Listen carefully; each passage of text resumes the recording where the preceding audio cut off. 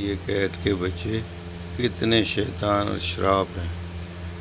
सारे कपड़े चादरें सब ख़राब करके, और ये यहाँ पर आराम फरमा रहे हैं।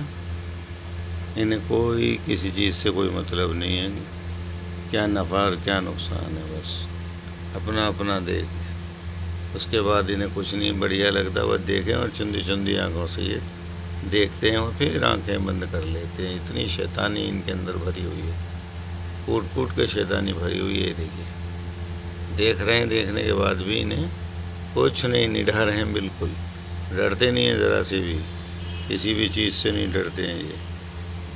भाई इसको देखो और सब्सक्राइब करो, शेयर करो, लाइक करो। लाइक में कंजूसी मत करो भाइयों।